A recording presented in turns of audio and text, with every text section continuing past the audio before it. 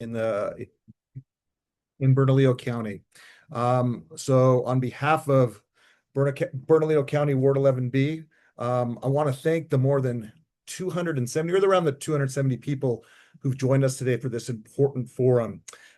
Your participation reflects something that has always been at the heart of democracy: engaged citizens who care deeply about their communities and the future of our state. Now, before we begin, the first thing I wanted to do is I just wanted to acknowledge and give my thoughts and prayers out to Maggie Toulouse Oliver. Um, I don't know exactly what happened, but I just want to make sure we're here today because of um, just something that's happened with her. Like I said, I'm not privy to it, but I just wanted to give her my thoughts and my prayers. If you also want to do that, I think that that's great, however you do that. So I think that's important. That's the first thing. The next thing is, events like this just don't happen by accident.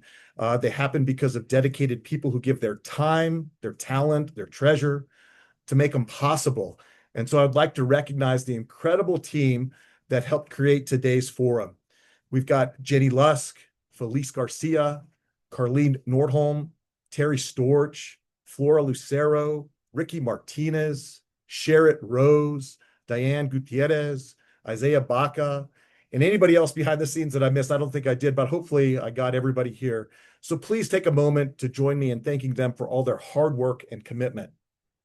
Today's about helping Democrats better understand one of the most important offices in New Mexico government, the office of the Lieutenant Governor. As our planning team prepared for this event, one of the most valuable things we did was spend time interviewing our honored guest today. Rather than focusing primarily on campaign issues, we wanted to create a forum that would help us better understand the responsibilities of the Lieutenant Governor and the qualities necessary, to serve effectively in that role. The insights we gained during that conversation helped shape many of the questions that will be asked today.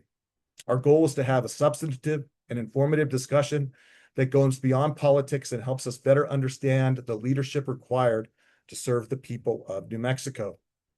And there may be no one better positioned to help us understand that role than the man I have the honor of introducing today, Lieutenant Governor Howie Morales.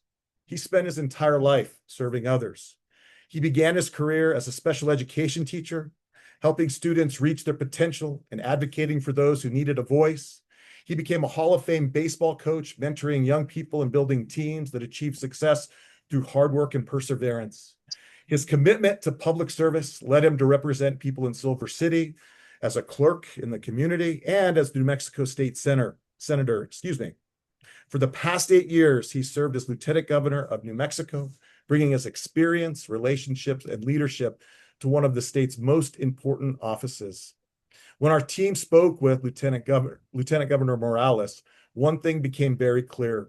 While the office has formal responsibilities, which I was aware of, presiding over the Senate, there are other things that I had no clue about. I didn't realize that he was the ombudsman for constituent concerns. I didn't know that. So that was neat to be able to learn that. But ultimately, effectiveness of the office ultimately comes down to relationships, trust, and leadership. The Lieutenant Governor works at that intersection of government, building relationship with legislator, cabinet secretary, local officials, community organizers, and the governor's office. The ability to bring people together, solve problems, and move important initiatives forward often happens behind the scenes, far from the headlines. I witnessed that spirit personally this past February, during Disability Rights Awareness Day and Rio Grande Down Syndrome Network Day at the Roundhouse. I have a 16-year-old daughter with Down syndrome. We were there as she was participating in the day celebrations and recognition activities. But what stood out to me was watching Lieutenant Governor Morales spend much of his day with a young woman with a disability and her family. He personally guided her through the roundhouse, introduced her to people throughout the building, and celebrated her as if she was the most important person there. Hours later, he brought her and her family into the House chambers to be recognized. What I saw that day was not a politician seeking attention. I saw a public servant who genuinely values people. I saw humility. I saw compassion. I saw someone who understands what leadership is, ultimately about serving others and making every person feel seen, valued, and respected. Throughout his time in office, New Mexico has advanced significant cradle-to-career initiatives that have gained attention across the nation.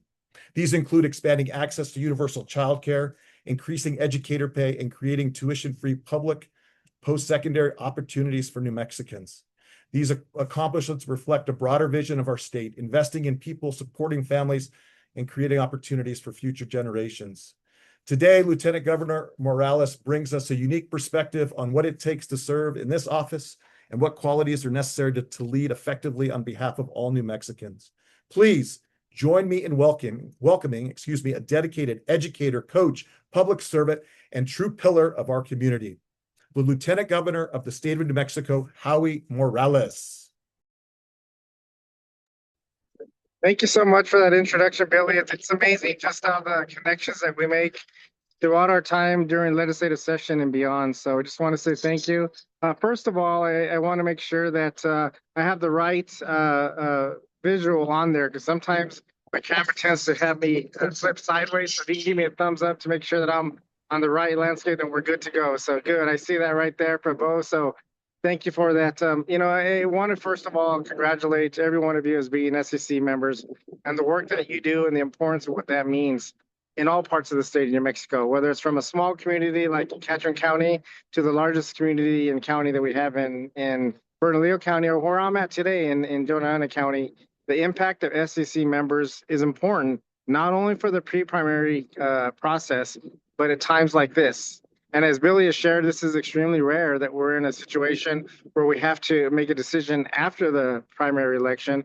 But that's why it's important that each one of you serve as these SEC members to truly have a voice. I do want to remind everyone that the importance of what I am appreciative of today, and that being that it brings us all together as an opportunity to connect. And at the end of the day, we're all team, we're all part of the same family, and that we may have different views or different opinions, but that's what makes the Democratic Party across the whole state of New Mexico so effective. So I'm grateful for that. I'm also grateful that there's a lot of focus and attention on the office of Lieutenant Governor, and recognizing that oftentimes that role could be misunderstood. It can be misunderstood in that you're just a person there, a governor in waiting, or you're there to run the Senate floor. And there's a whole lot more that goes into it.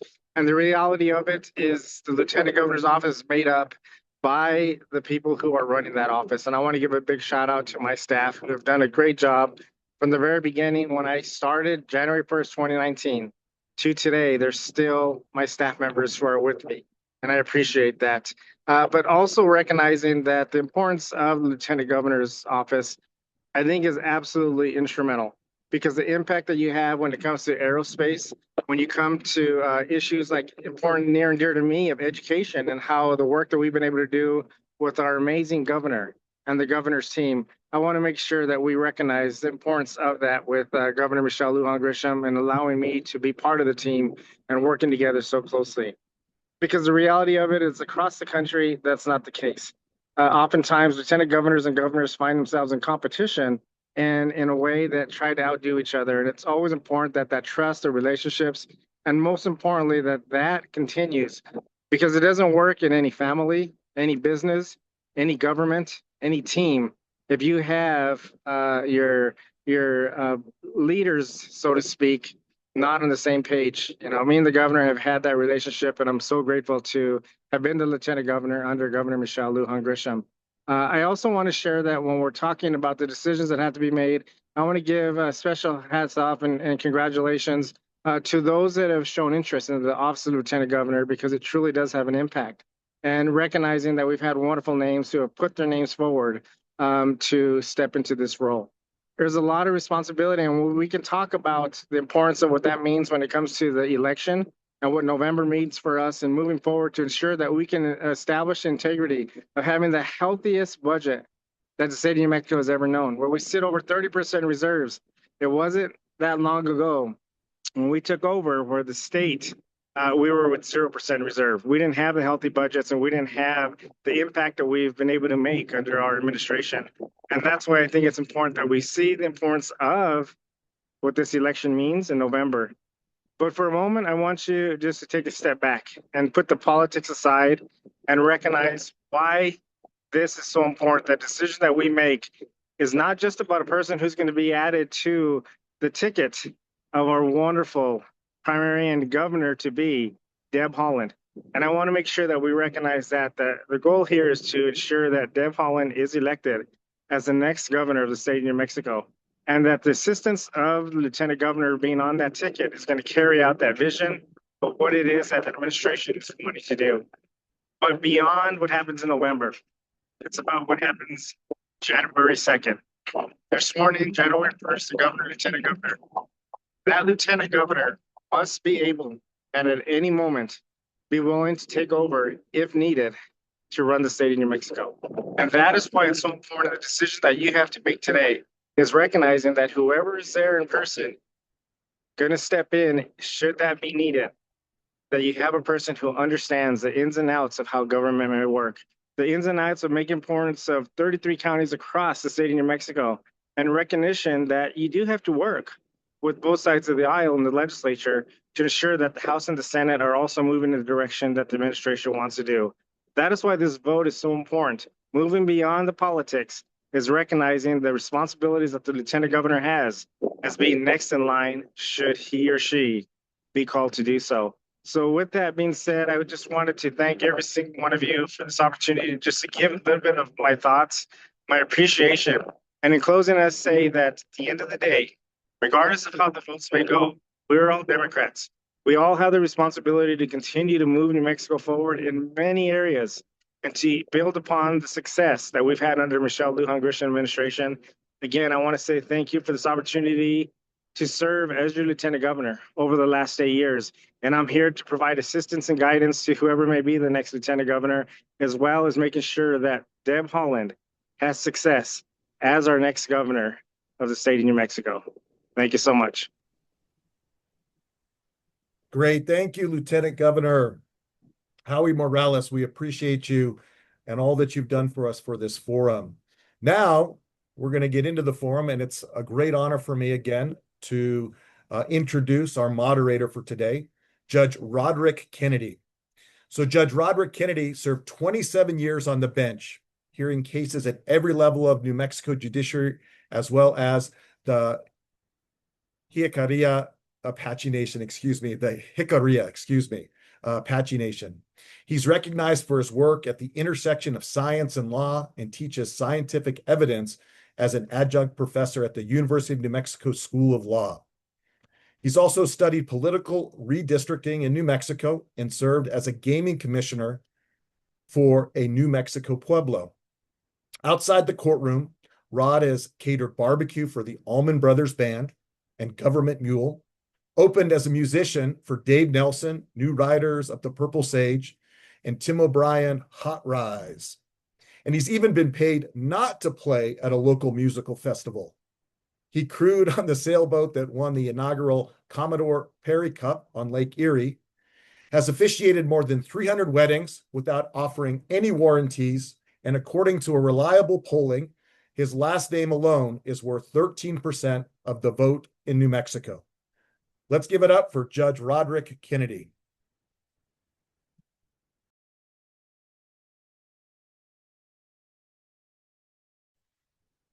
Thank you very much, Billy. That's the best combination of two disparate biographies that I could have ever asked for. And it's pretty much all true. But this is kind of serious business, and I'm honored to have been asked. Um, it seems that and I've had a lot of friends from all over New Mexico, including in the Democratic Party for years. And I'm very proud to have been asked to help out with this, and it's an honor to do it. I've met both of the candidates. Um, I'm impressed by both of them, and to everything I've seen, they're both very competent and thoughtful people. And it's my job here basically to ask questions. To I'm not going to be keeping time, although to some extent I will be, um, and mainly because I don't have a clock. I mean, I have a clock of my own, but the official timekeeper is elsewhere online. Um, and there's that. And I got one too. And the 30 seconds is basically what will be afforded to the candidates um, after they have uh, after they've answered a question, and if there's any need for a clarification or a rebuttal, and I'll give each candidate the opportunity for 30 seconds after a question. And other than that, I don't think there's anything to do. The questions will be presented to you in the chat. There are 12 of them. I will be alternating between the candidates with Stephanie Garcia Richard going first, and and that's about it. So without any further ado, um, Stephanie, heads up. Well, actually, Oh, Senator great. Pope is going to give the opening statement first. Wonderful. I apologize. Senator Pope. And how long do we have for the opening statement? 2 minutes for the opening statement and 2 minutes for each answer, and then 2 minutes for the closing statement. Thank you.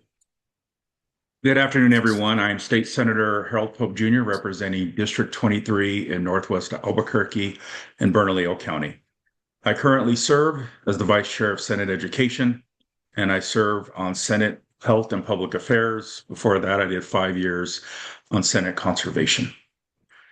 I ran in the primary to be your Lieutenant Governor, and I still want to be your Lieutenant Governor here in the great state of New Mexico.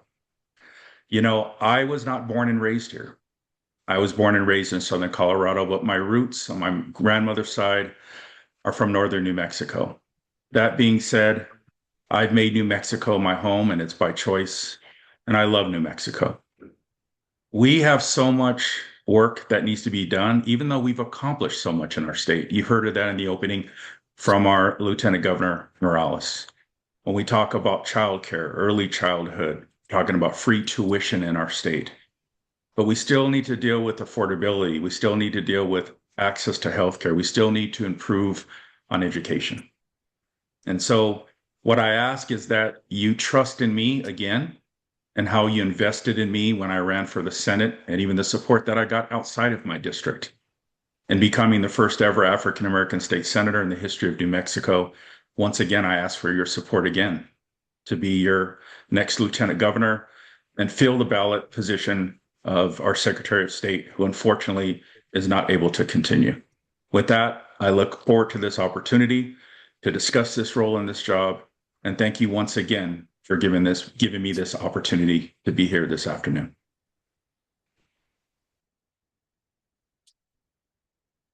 All right. Ms. Garcia Richard.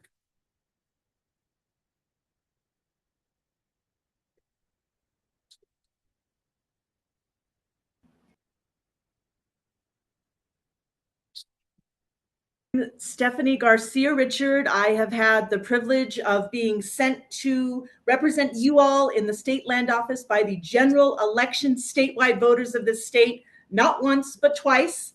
And there I have worked on safeguarding your public lands and public resources, raising money in the billions for public schools in New Mexico, building renewable energy, building affordable housing. And I would like to continue to do that in the office of Lieutenant Governor.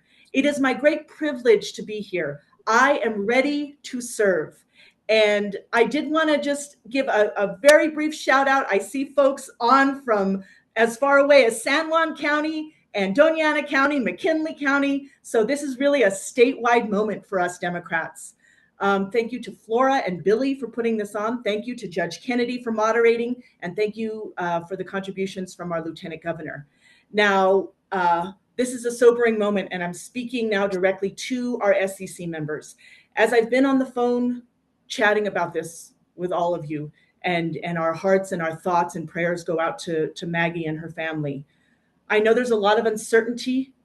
I know folks are feeling like this is a sober moment. SEC members, you are now our front line. You are our first line of defense in our fight for November. And so we ask you to put in a substitute player that can get us across that finish line so that Deb can deliver on her promise for New Mexicans. Thank you all so much.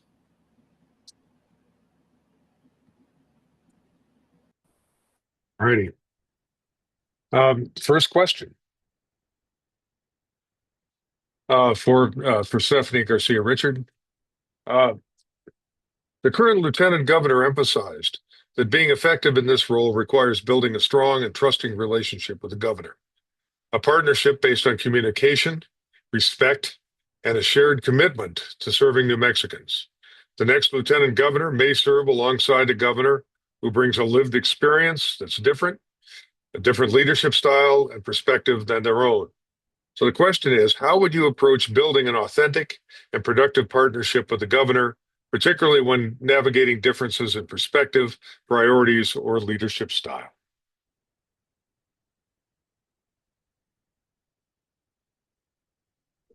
Ms. Garcia Richard.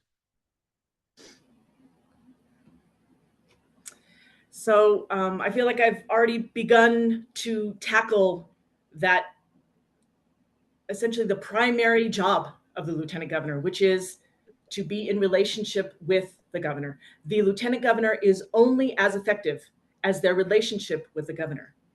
And differences actually make us stronger.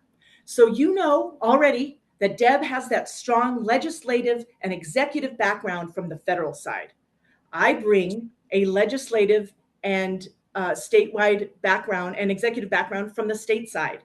I have had tremendous success in the state land office serving you all, and I want to bring that success and that momentum into the lieutenant governor's office. It was said earlier that this is one of the most important jobs there is. It's only going to get more important as we face federal threats and from the Trump administration on our land, water, air, threats to our people. And so the cohesiveness of the governor and lieutenant governor is going to matter more than it ever has.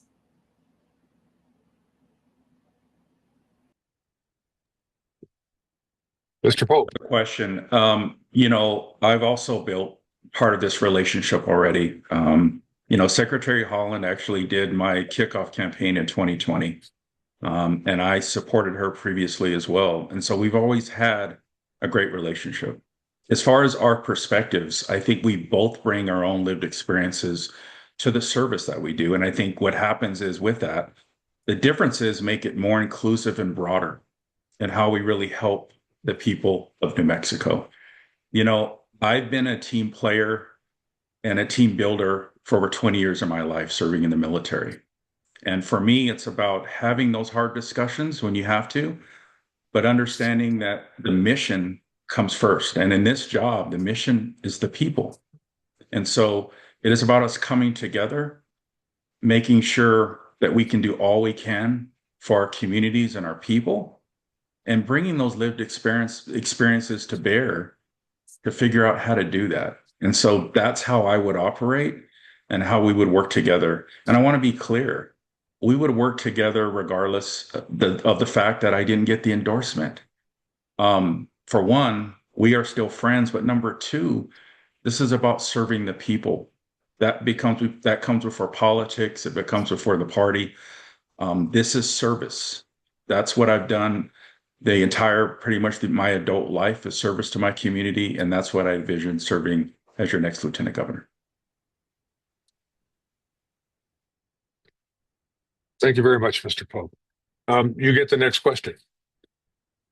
The current lieutenant governor said, "You make this office whatever it is that you'd like it to be," and emphasized that much of the work happens through direct relationships with cabinet secretaries, where policies are implemented and the day-to-day work of government takes place.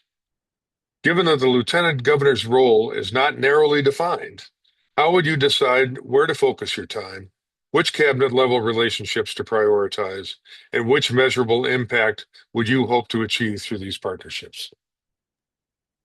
Sure. Thank you for the question. The governor laid out statutorily, right, acting as president of the Senate, stepping in as governor when need be, being the ombudsman of the state, and serving on several boards and commissions. But you're right.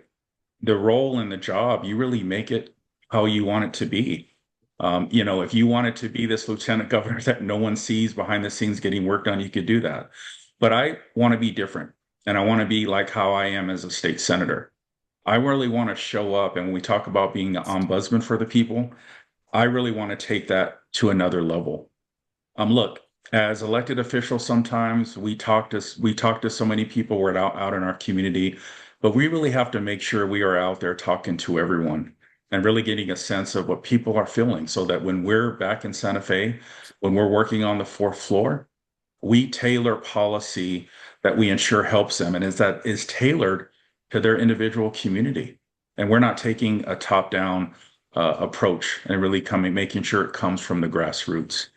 That being said, I would want to work with our new governor, who would be Governor Holland, and figure out how I would be best suited to get her policies and her vision forward, whether that be my experience in the military, my experience in education, my experience as a STEM professional.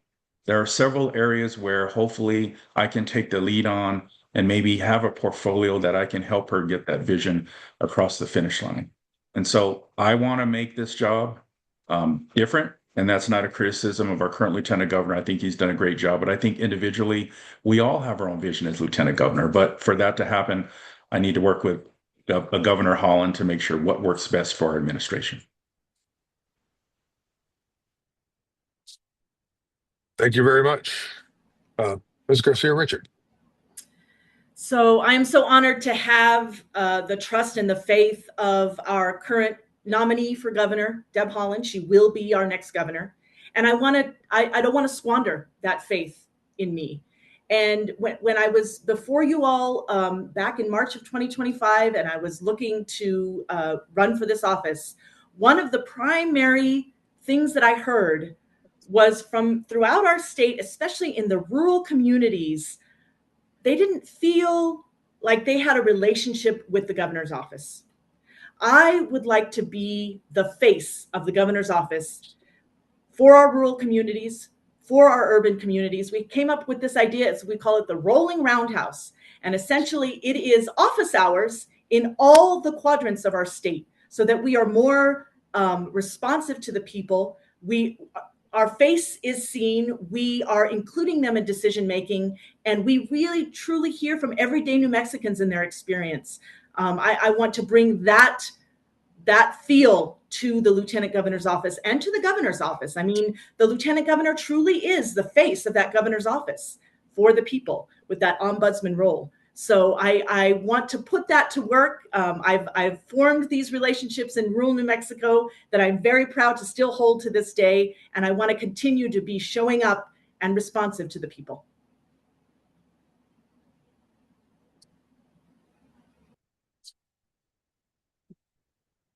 Any further comments that are needed? Okay. Right. Ms. Garcia Richard, the third question. The current lieutenant governor described the role as one where you may be deeply involved in important negotiations, policy discussions, and decisions behind the scenes, while recognizing that the governor is ultimately the public face of the administration. How do you define effective leadership when your influence may come through collaboration and results rather than public recognition? I love that question because we all know that Deb Haaland is a superstar on her own. She really does not need any help. So what I would like to do, and I'm going to actually answer this question with a story. The bill that I'm proudest of passing, I actually passed not as a legislator. And the way I passed that bill, again, was forming relationships with cabinet secretaries, with leadership in the state legislature. And we did finally pass the bill to raise the royalty rate. I want to bring that same commitment to results that I had in passing that bill to the lieutenant governor's office. And yes, honestly, it is so that the governor will be successful in her ability to carry out her plan for New Mexicans. It is a very assertive and robust plan. If you haven't seen it, affordability, kids reading earlier, access to quality, affordable healthcare and public safety. And I want her to be successful because it matters for New Mexicans. And so I want to use that, that firepower behind the scenes to help her get there. Okay. Mr. Pope. Thank you. This is really all about selfless service. It's not always about having your name on a bill or co-sponsoring it or getting the credit. This is about passing legislation that helps people. That has always been my North Star. And so when we look at even bills like the paid legislature and other bills that I support, it's not always about putting my name. It's about how can I help? And I'm going to be honest with you. It's also like, is my name going on there going to rile up the other side and could hurt a bill? This is about what can we do and how can I help? And so with our next governor, I want to be out there promoting whatever that vision is that helps, but it's not about the credit. My reward would be going home knowing that we got it done and how it helps people. And so that's how I would react. It's not about the credit. It's about getting things done that help people. Thank you.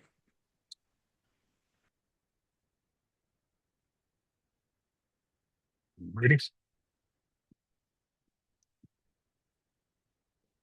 The next question goes to you, Mr. Pope.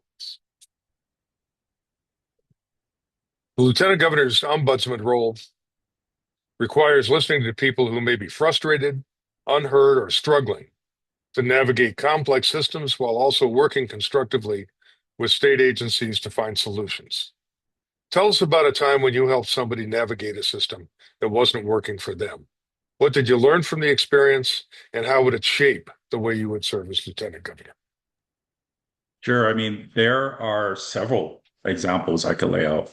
As a legislator, folks reach out to you with an issue they're dealing with tax and revenue, an issue they're dealing with the healthcare authority, an issue they're dealing with the education department. I'll give you one example. I have a constituent that's actually not in my district that reached out to me. They have a student with disabilities that right now, because of what we've done legislatively to make sure that students are coming to school because of the chronic absenteeism, now their child is being hit with a lot of absences on actually medical appointments that are not really absences. And so now we are working with PED to see what we can do at that level, but we're also working on legislation to change this and modify this, because right now our school districts are really stuck in a bind because they're trying to do the right thing and make sure that kids who aren't going to school are getting the letters. And in some cases, right, CYFD is being notified if they're not attending school. And so I have a lot of experience navigating this and working with our state agencies to solve an issue. It's been a lot better now because we have our DLAs and now we have a staff person to help. But I think with this job, being in this office and having the weight of the executive, having more staff, I would definitely be able to help more people. And, I have a lot of experience in doing this. So thank you again for the question. Ms. Garcia Richard.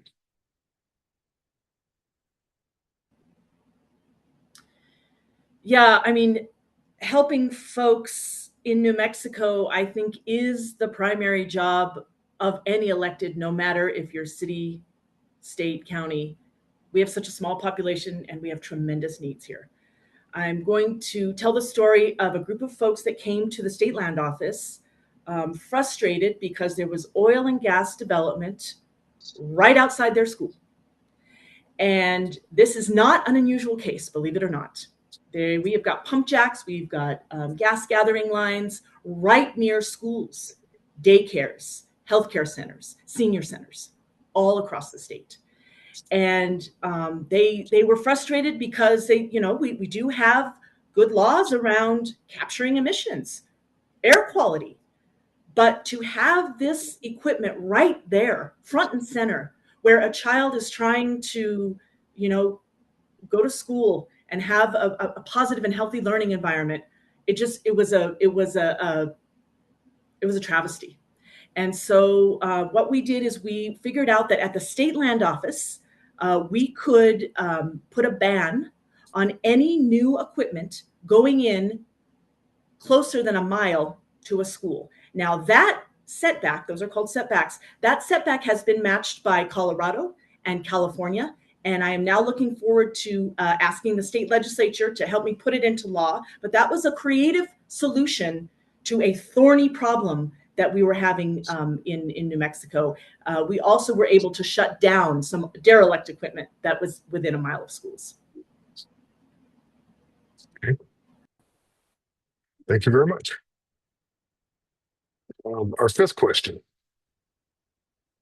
and this one goes to Ms. Garcia. Richard, the current lieutenant governor said that loyalty goes both ways, and that the governor and lieutenant governor should stand shoulder to shoulder in the public's eye, even when difficult conversations happen behind closed doors. Tell us about a time when you were part of a leadership team where you disagreed with a decision or direction. How did you handle that disagreement? And what does that experience tell us about how you would approach this partnership? So when I was a state legislator, I was not in leadership at the time. I was not a committee chair. I wanted to undertake gun reform legislation. And back in that time, it was an incredibly fraught issue. Unfortunately, the committee chairs and the leadership at that time were a little bit more conservative than they are now. Thankfully, they are no longer. And it was very, very difficult to convince them of the measure of this bill. And so we did have a very long caucus about it. In the end, I was able to have a hearing on the bill, and we moved that dialogue a little bit further. But it was a pretty fundamental disagreement that I had with leadership at the time when I was trying to carry this gun reform bill. It was one of the very, very early attempts that we made back in the early 2000s.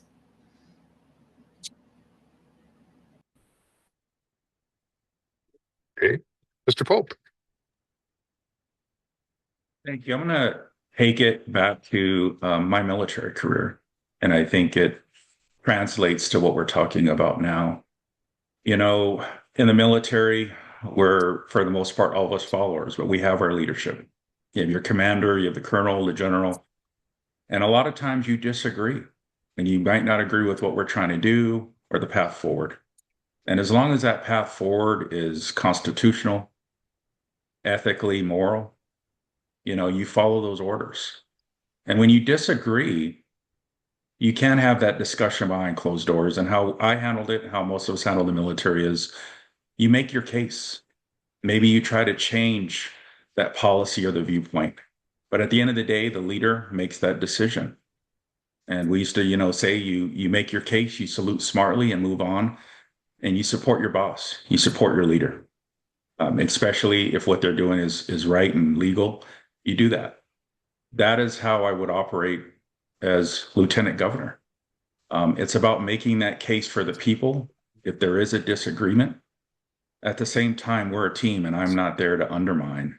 Because at the end of the day, I believe our values are the same, and I know Governor Holland would have the best interests of the people, and I would want to support that. It just might be a disagreement on how we get there. And so that's how I would operate. Thank you very much. The sixth question, and this one goes to you, Mr. Pope. The current lieutenant governor emphasized that credibility in this role comes from doing what you say you will do. In a position where much of the work happens behind the scenes through relationships, negotiations, problem solving, how will you build trust with the governor, legislators, cabinet secretaries, and the people of New Mexico by demonstrating reliability and accountability? Thank you. You know, I believe I've already established much of that. We can always do more, right? I think I've always set the tone that I operate with integrity. When I tell people where I'm going to vote or where I stand, or that I'm going to meet with communities, even those that I don't agree with, I follow through. And so there would still need to be more trust with our soon-to-be governor, just because we have not worked directly with each other. But I think when it comes to our cabinet secretaries current, I have a great relationship and have worked with them, even across the aisle in the Senate and in the House. Now, look, there are some that don't like me and they love to, I love, I live rent free in their heads. But the reality is they know that I operate with integrity and I follow through on what I say. And so I will continue that work. I will continue to work with integrity and go by my word and what I stand by and follow through what I say. And most importantly, continue to show up. One thing I tell people is people always say, well, Senator Pope, you're everywhere. I tell people, imagine if I was lieutenant governor and actually got paid and had a staff. I'll even be more places. So that's how I will continue to build that trust and build those relationships. Ms. Garcia Richard. So I take very seriously what I say on the campaign trail to translate that into results and action once I'm in office. If I make a campaign promise, I want to deliver on that campaign promise. So that's kind of a public acknowledgement that what I say, I do. But I've already started to build this trust. Like I said before, I'm so honored that Secretary Holland has placed her faith in me, her trust in me. That goes a long way to ensuring that you are successful in negotiating, in ensuring that we are delivering on the vision for New Mexicans. The other thing I will say is, even when I am unpopular, even when you disagree with me, I will still show up to have the discussion. I want to hear from everyone, not just those who are preaching to the choir. I make it a point of pride to show up even when folks may disagree with me. So I want to continue to do that, show up, be present, and really have these tough dialogues and ensure that the people that are representing you in Santa Fe are answering those tough questions. Thank you. But Judge Kennedy, I wanted Yes, to ma'am. just say we were going to take a break now, but everybody, it's going along so smoothly. I don't think we're going to need a break here. So Quickly is the great word. If anybody needs a break, we can take one. I'm good. Okay. Mr. Pope? I'm All good right. here. Well, question number 7 then. The lieutenant governor's role requires balancing leadership with humility. You have a seat at important tables and a voice in major decisions, but you are also not the person, often not the person who makes the final call. Tell us about a time when you influenced an important outcome without being the ultimate decision maker. How did you navigate that role, and what did it teach you about leadership? So, I carry with me the voice of my mother. I've talked about this a lot. My mother did not have a college degree. She did not have letters after her name. She was a community leader, and her voice came from being that community leader. So I carry that memory with me of, it doesn't matter what your role is. It doesn't matter what you're elected to. You can still be a voice for your community. I want to tell a story, actually, strange story about a time I was in the state legislature. I was over on the Senate side, and they happened to be debating minimum wage. And for some reason, the version that was passed out was not the amended version and the truly more current version. And we had just had the debate in the House side. And so I ran onto the Senate floor and I ran up to the sponsor and I was like, hey, the folks don't have the most current version of the bill. And so they were actually able at the last minute to switch it out. The debate went forward, and it was kind of like a little bit of a feeling of pride to be like, oh, wow, I influenced that debate. I influenced the passage of that bill, and I didn't even vote on the bill. I just happened to be present, paying attention, and I made a suggestion to the sponsor. And so should I not receive the support of the SEC and not become the next lieutenant governor, I don't plan to stop working on behalf of New Mexicans. I don't need to be lieutenant governor to do that. I've got a K-8 teaching license. I can continue radicalizing kids in the classroom. I don't need to be the lieutenant governor to do that work.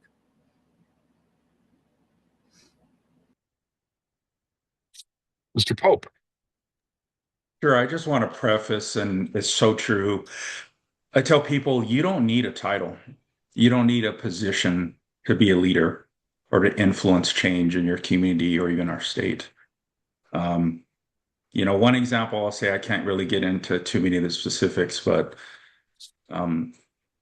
everybody kind of knows what was happening during redistricting. And I have to tell you that I was listening to that debate in judiciary, and I actually had to run down and basically make a public comment in opposition of an amendment that was going to change the maps and really disenfranchise our Native American districts. And I think a lot of people would have not have wanted to do that because this was something that was led by our Senate Pro Tem and Senate Judiciary. But sometimes you have that calling where you have to step up and do the right thing. And we left that room, it passed, we met as a caucus, and I stood up again against this. Now, I'm not going to take credit for it changing, but I will take credit that I think it allowed for more people to step up and use their voices to make sure that we did this the right way without disenfranchising others. And so, once again, whether you are a rank and file senator or representative, or just a New Mexican citizen, use your voice, make your case, and tell your story. You can always make a difference and change the direction that we're going. Thank you. All right. Question 8. And this one goes to you, Mr. Pope. One of the lieutenant governor's most visible constitutional duties is serving as president of the New Mexico Senate. The current lieutenant governor noted that the Senate's rules, decorum, and parliamentary procedures can be learned, but what is essential is building relationships with senators on both sides of the aisle, understanding the dynamics of the chamber, and having the political savvy to help more important work across the finish line. How would you build trust with members of the Senate, including those who may not share your views? And how would you use those relationships to help advance priorities for the people of New Mexico? Sure, thank you. It's once again going back to my military career. We all have one mission, serving the people of our state. Look, Republicans, Democrats, we have different views of that.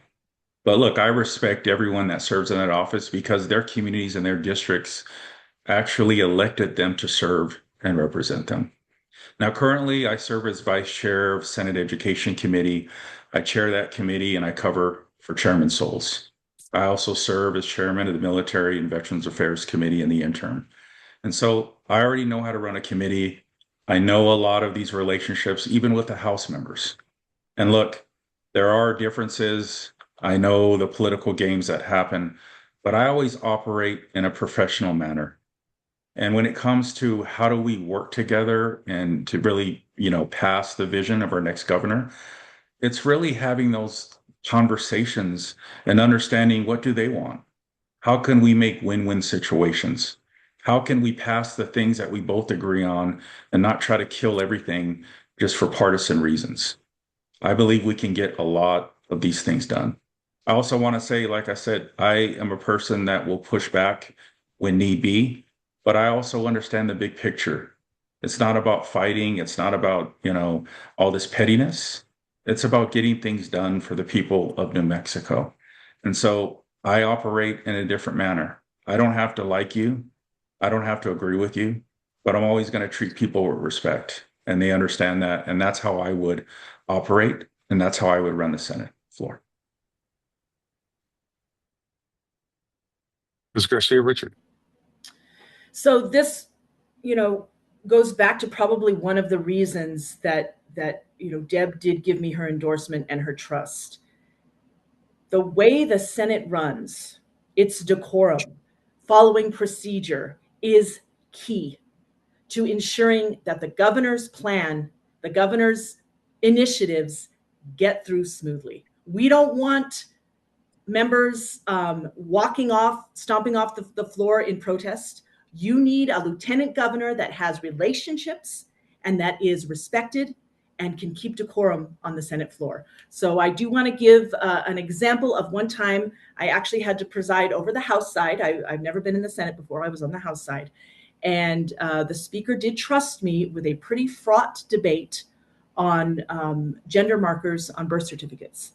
And of course, a lot of the anti and transphobic comments started immediately at the beginning of the debate. I was able to gavel those down quickly, keep decorum in the debate, protect the advocates for our trans community that were trying to get this bill passed, and ensure that the debate was supported and healthy and continued safely for every single member that was on that floor. That bill did pass. That bill did pass. And I use that as an example of just understanding the dynamics and the importance of those bodies and gaining trust and relationship so that it moves smoothly, so that you don't have these hiccups and then the governor's agenda will die on the floor. Thank you. Ninth question. This will go to Stephanie Garcia Richard. The current lieutenant governor spoke about the importance of leadership in a time of deep political and public division, saying that the tone at the top sets the pathway for how the public is going to respond. He emphasized that leadership is not only about the work being done in government, but about creating connections, being open, receptive, and recognizing that people bring different perspectives. As Lieutenant Governor, how would you use the position to set a tone that encourages respectful dialogue, strengthens trust, and builds connections among New Mexicans with different viewpoints? Wow, I love that question. And tone at the top matters a lot to me personally. And for those of you who have ever seen Deb interact with anyone, I think she's going to bring an authentic, loving, compassionate tone at the top, even for the people who didn't vote for her. But in my current role at the State Land Office, tone at the top is what it's all about. I mean, I have delivered on results, but that does not matter if the very people working in the State Land Office, all of the people who have to interact with the State Land Office, face a land office that is imposing and doesn't listen to them and is not receptive and not open. So we have tried to ensure that we are incorporating feedback from everyone who works at the State Land Office. And we have really been successful doing that. I'm proud that we run such a successful agency, delivering for New Mexicans, but also being inclusive of New Mexicans. And believe me, there's not always agreement. So we are across the table from oil and gas executives sometimes. And, we do have to just set this tone of we are going to be civil and we're going to, I always say no flamethrowers allowed. No flamethrowers allowed. That is not what the discussion is for. The discussion is to be productive and deliver on behalf of New Mexicans. Mr. Pope.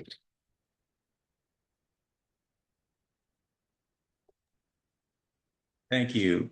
Yeah, tone is always important, and the professionalism. Look, I come from a swing district that I flipped, and you still have to have those conversations, even if you disagree. We can disagree, but not be disagreeable on policy. And it's about having conversations. And folks that you disagree with come in your office and lay it all out, and they might not change your mind, but it's about respecting their view and having a tone that you're open to having that conversation. And I will say, in some instances, it brings the temperature down because our politics have gotten so nasty. It's also important that that tone is set that you are working for all the people, not just the people that voted for you, not just the people that align with your views or your policies. And so I think it's important to set that tone, especially with what's going on in our country and the nastiness, especially on social media, what's going on in all these races. And so tone is important. That being said, we also have to stand up when folks are attacking the communities that we support and defend. And so there's that tone as well. We have to have a tone and be professional, but we also have to stand up for people in our marginalized communities that are being attacked. People look at that as well and say, what are we standing up for? And do we really stand up for them? And I think that's an issue in the Democratic Party. In some ways, people think that we are not standing up for them. And so we have to also have that tone as well.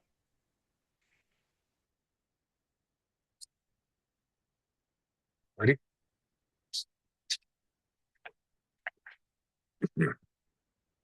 All right, the next question goes to you again, Mr. Pope. If selected as the Democratic nominee and ultimately elected lieutenant governor, what are the 2 or 3 priorities you would champion, and how would you use the influence of the office to advance them? Thank you. You know, I think the top thing and what everyone is dealing with is affordability. There's a lot of issues that we can't deal with what's going on in Washington and Congress, right? We talk about gas prices, food prices, we talk about rent, mortgages, insurance, but I think there's so much that we can do here in our state, even access to healthcare. But there's so much more that we can do that I think we need to attack. I really would want to see what we can do in tax policy on affordability, especially our seniors and folks on fixed incomes. Right now, they don't benefit from a lot of the tax breaks and child tax credits, and they're stuck. And I hear from them every day about their rent going up or the cost of food and prescription medications. So what can we do as a state on prescription drugs? What are we doing as far as rent control in our state? What are we doing to make sure private equity is in buying the homes in our state? What are we doing on tax policy? Because they are not going to get any of their tax credits. We really need to start talking about guaranteed basic income and issues like that. And we can't be scared of that. And so affordability, I believe, would be the top. Second would be access to healthcare. We even have that big issue here in Albuquerque in an urban area. And I'm a person that has access to the VA, and sometimes I don't even have access to the specialties. We've done a lot as far as increasing student loan repayment. We're trying to do more on the compacts. We're trying to do things to where when our military members and their spouses come in with licenses, how do we have that reciprocity? What are we going to do to fund Medicaid, Medicare reimbursement rates and increase those so more of our providers can take that on? And what are we doing with insurance, right? Like we did things on Med-Mal, but how do we ensure those insurance rates actually go down so they can stay here and practice and have their own private practice to really see more New Mexicans? And so those are 2 areas that I really like to focus on and work with our next governor on. Thank you. All right. Ms. Garcia, Richard. So for any of you who have heard me speak in the last few months, you've heard my story about my husband and his diagnosis, his cancer diagnosis, and just our struggle to get quality healthcare. We have experienced it firsthand. And so the stories that I hear from New Mexicans across the state, really ring a little bit deeper than they did before. We had to leave the state at first, and then make the drive from our home in northern Rio Arriba County every single day for 28 days up to Santa Fe for his treatment. So that really hit home for me, the importance of access to quality healthcare everywhere in our state, not just in our rural communities, our urban communities as well. The Office of the Superintendent of Insurance is a governor appointee. There is a lot that a brand new governor could do on insurance reform, and just ensuring that when physicians are, trying to get through pre-authorizations, trying to get through medication refills, that there's not a lot of hoops to jump through, red tape, a lot of insurance difficulty. And so that kind of streamlining is something I think actually can be done administratively. The second thing, obviously, I'm a 19-year educator. Reading is my second priority. I really want to bring all of our resources to bear. I know we've worked on this kind of piecemeal for a number of years. I think with a united effort to bring teachers, parents and students the resources and supports they need so that kids can not only read early, but get an early mastery of reading. That is going to make all the difference. We finally have a governor who really is taking the tenets of the Yazzie Martinez education lawsuit seriously and wants to deliver on those promises that lawsuit won for us. And so I want to be by her side to do that. Thank you very much. All right, the 11th question. This goes to you, Ms. Garcia Richard. New Mexico faces the challenge of creating good paying jobs while protecting our water, land, and other natural resources. How would you work with tribal nations, local communities, and other stakeholders to balance economic development with environmental stewardship? So I have been doing this for the last 8 years. We started with land back. I think that the best people to control tribal land are tribes. And so we did tribal land exchanges with a few different tribes. And they have now full control over that land and how to develop it. But we've also looked at state land throughout the state, and we have state land in all 33 counties to build community solar, to build affordable housing. We've got 2 affordable housing projects up on East Central. We've got one down in Doña Ana County that is set to break ground. That will bring 4,000 new housing units with a 40% affordability rating. And so 40% of those houses will be affordable and attainable. So we have set to work doing this very thing across the state and ensuring that as we are doing it, we are hearing from our biologists. We are hearing from our rangeland ecologists about how to not damage the long-term health of the resource. That is the important thing about your state land office. We exist to raise revenue, but not at the long-term expense of the health of that resource, because we're going to have generations that come after us that are going to have to rely on this clean water. We have to rely on this clean water, this clean air, and ensuring that we are protecting those natural resources for future generations. So this is something I've been working on. I want to continue working on it, and I'm very proud of the results at the State Land Office. Mr. Pope.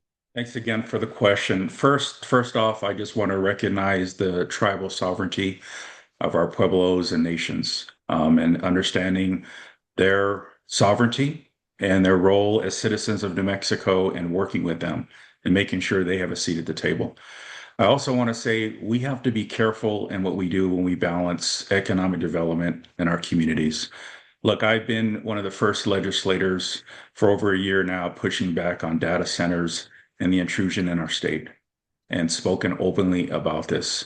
And we cannot use these short-term construction jobs that are going to use up all our water, raise our rates, put all these emissions out, and become the new extraction industry in our state.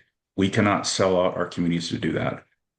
But we also have to work with our tribal communities and make sure, what do they want? What can happen in their communities that can provide living wage jobs, but protect their communities, but also protect their culture? And so they need to be at the seat of the table. It can't be a top-down approach. It's about bringing them in and having those discussions and working with them.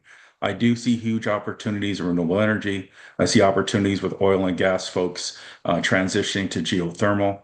I want to see more outdoor recreation. And look, it is not going to make up for the oil and gas and the revenue we've gotten the last few years. But I think we've done a great job of putting money away in funds to do that. I'd also add that I'm a big proponent of stopping private equity from buying our utilities.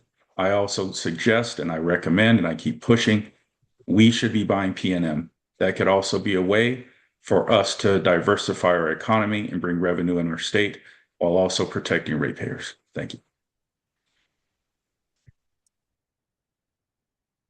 Thank you, Mr. Pope.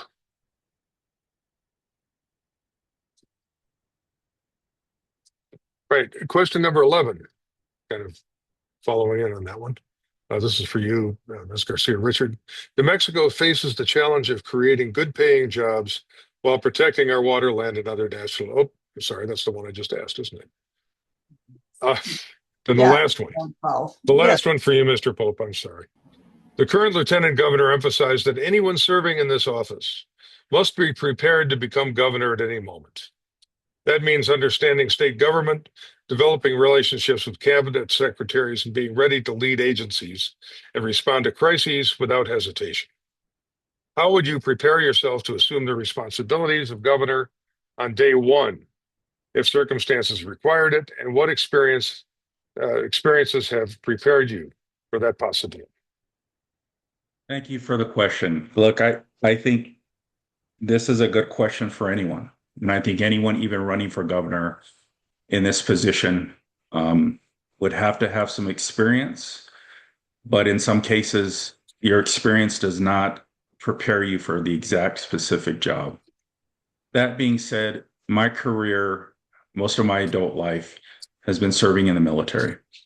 And so it's been mission oriented, but most of all, it has been about protecting this nation, defending the Constitution, and protecting people. You know, I was in one of those careers where, besides probably first responders or law enforcement and firemen, my job was protecting lives and protecting the lives that served under me, those folks that put their trust in me. And so now I'm in the Senate. I've worked within state government, worked in the Senate, vice chair, worked with our different departments, worked with House members. And so I've gained even more experience. And so what I can say from that is I'm a person that doesn't take this position lightly. When people ask me about why do you want to be lieutenant governor, I tell them it's about the people. But it's also important that this role is you have to be prepared to serve as governor. And if you don't feel that you can do that job and take on that challenge, then you shouldn't be running. I want to tell everyone on this call, I'm ready for that challenge. I'm ready to step up. And my North Star is always about looking out for the people. To do that, you have to be humble and understand that you don't know everything. And you have to have the right people you're serving with. You have to have the right experts. And you also have to have sometimes people that tell you what you don't want to hear. And that's what I bring. The fact that I don't know everything and I wouldn't be able to make every decision on my own. I'd also would need a great lieutenant governor to serve with to do this job. Thank you.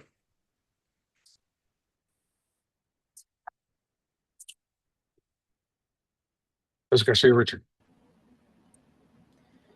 So I am ready to serve.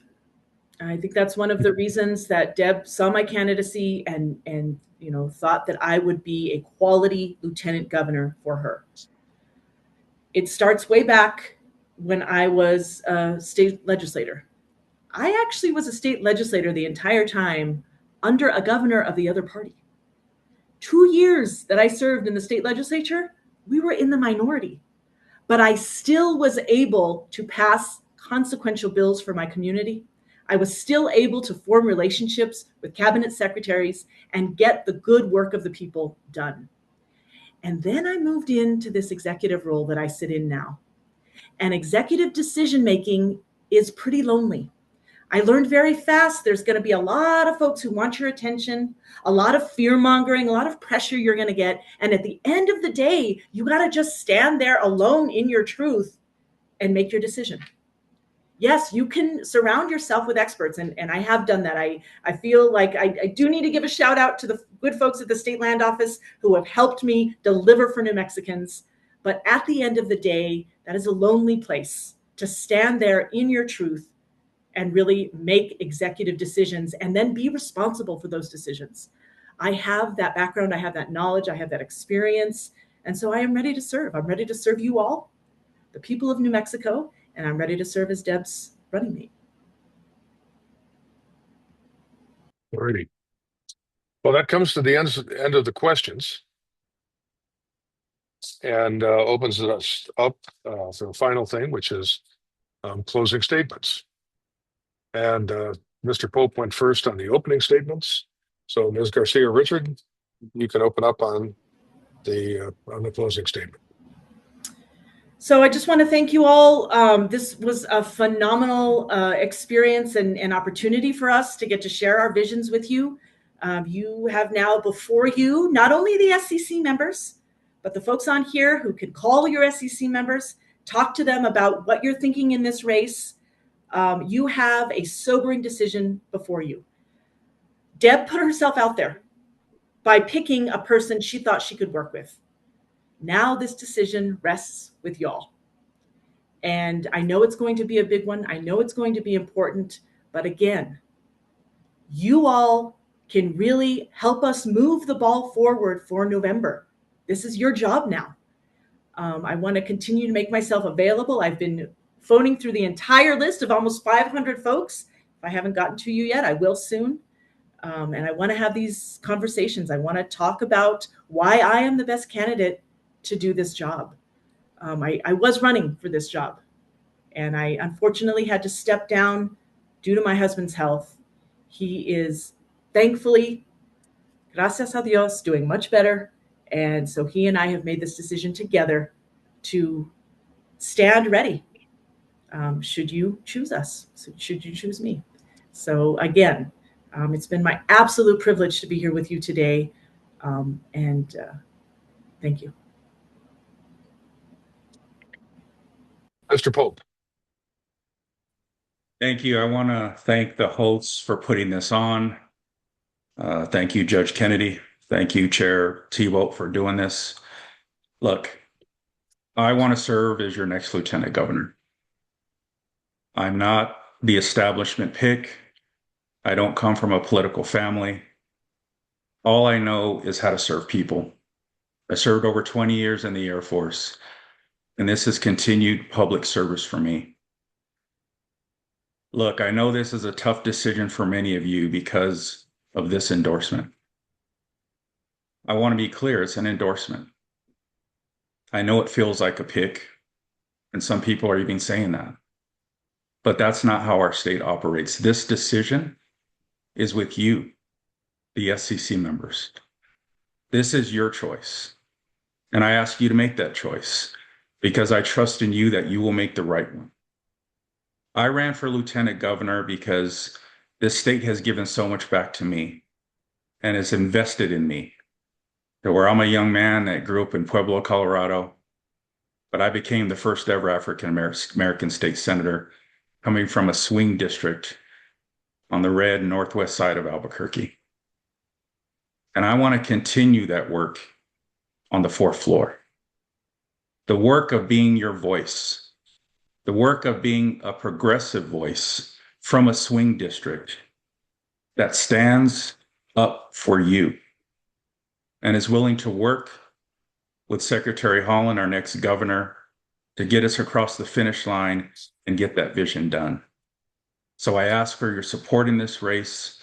I appreciate the work that you do. And I'll close and just say once again, this is a vote of the SEC. Thank you. Mr. Pope, Ms. Garcia, Richard, thank you very much for coming and thanks for answering these questions.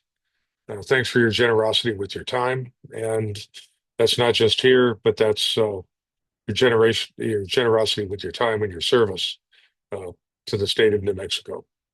And I wish everybody the best of luck in continued service to our state. That pretty much gets us to the end of our meeting. I'll turn you back over to Billy and Flora in case there's anything else to be done, batting cleanup. But my job is pretty much complete, so I'll just back off. So thank you very much, and thank you for trusting me with this moderator's job. Appreciate you, sir. At this time, we're going to have our DPNM co-executive director talk to us about the next steps in this process. And thank you so much. And I'll be saying some more words afterwards, but to our candidates and to Judge Kennedy, you're amazing. So thank you all so much for your time. All right. Hi, everybody. I'm Isaiah. I'm the co-executive director at DPNM. Thank you to the Ward 11B Democrats for inviting me on today.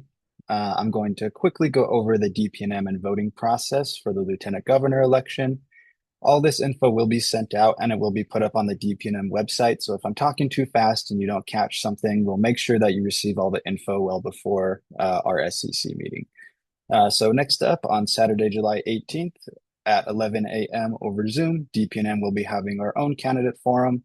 It'll be ran similar to the one today, where SCC members and Democrats will be able to listen in. All candidates will be invited to participate. SCC members can submit questions beforehand. We've sent a form out to all SCC members for you to submit questions, but if you do not have it on hand, we'll make sure to send it out to everybody again. If you can't make it, of course, the recording will be sent out for SCC members to view. Following that, on Saturday, July 25th, we will be having our SCC meeting at 12 p.m. on Zoom. It will be open to all Democrats. Attendance is not required as we use absentee voting. So if you can't make it, no problem. It'll be a very quick meeting where we will just be going over the voting process. After the SCC meeting on July 25th, voting will open up on that same day. We use a voting system called Election Buddy. It's a safe and secure electronic absentee balloting system. We used it for all of our DPNM elections, so if any of you have been around for a while, you probably have familiarized yourself, but if any of you are newer SCC members, we'll make sure to send out a sample ballot beforehand so you can go ahead and take a look at it and familiarize yourself before you decide to vote. Individual ballots will be sent out via email and text message from Election Buddy. SCC members also have the option to call in their vote to DPNM staff, as we know not everybody has great internet access around the state. Per our DPNM rules, we use ranked choice voting. So you do have the option to vote for more than one candidate if you would like to. It's the same voting we've used for the spring 2025 DPNM officer elections and other SCC elections, but if you're not familiar with it, we will make sure to send out an explanation of how our ranked choice voting process works before the vote opens. The vote will be open for a little over 4 days, and the vote will close on Wednesday, July 29th at 5 p.m. On July 30th, DPNM will announce the results, and the DPNM chair will submit the results to the Secretary of State's office. And that will conclude the process. Of course, on July 31st, dust yourselves off and take a breather, and then we'll move into August, ready to elect not only our governor and lieutenant governor, but all of our Democrats up and down the ballot. I'm going to put my email down in the chat, so please reach out to me and any DPNM officers and staff with any questions you have. Like I said, we'll make sure you receive all of the important info you need about this election, but please reach out if you need anything from us. I will pass it back over to our Ward 11B Democrats. Thank you. Thank you so much, Isaiah. He's been wonderful. And 12 days ago, I called my ward chair, Billy Tebow, about the possibility of hosting a forum. And in those 12 days, we grew from 2 people to a group of people who simply don't just talk about what should be. They're committed to doing the work of forming a more perfect union. So thank you to our volunteers.